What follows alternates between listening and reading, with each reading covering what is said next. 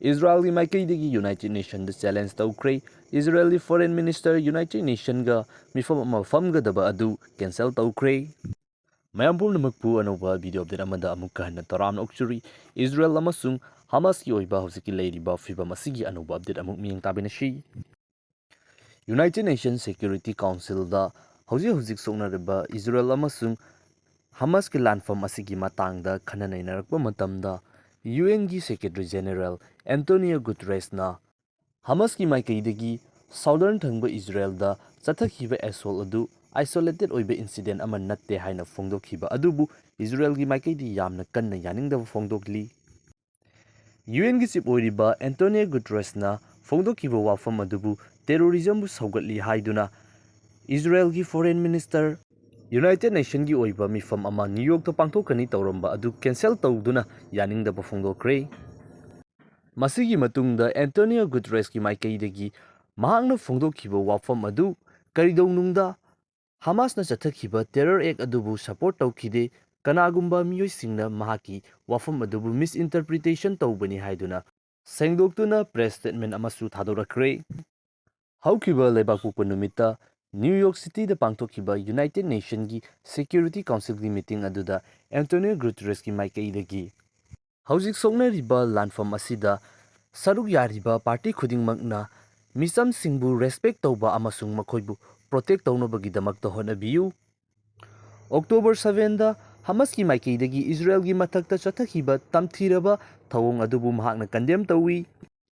Misam kaya amabu faba hatpa amasung sokhanbana chingba asi kaidownungda justify tawba yaroi. Natragana misam laiba mafamsingda rocket kapsinba asi chumi haiduna justify tawba yaroi. Atopa statement amadana Hamas ki maikaidagi Israel ki mathakta chathakriba attack adu maram suklai leitana malangda tawba attack ama natte.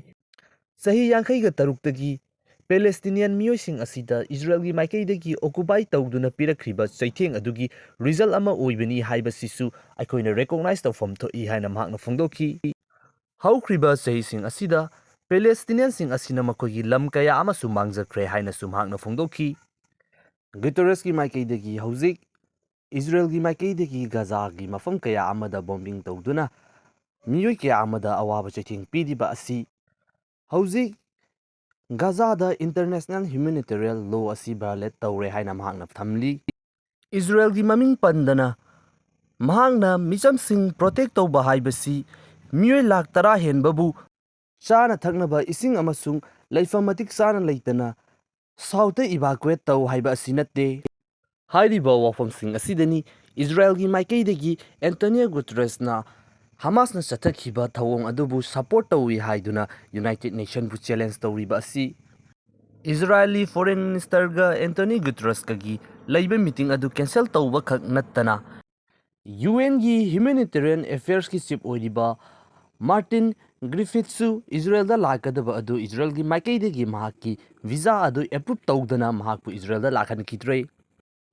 Hojik malem asida leiriba miyoi kaya ama amasung country kaya ama ki leaders singna hairiba wafam asida maki oiba mot phongdoknarakli.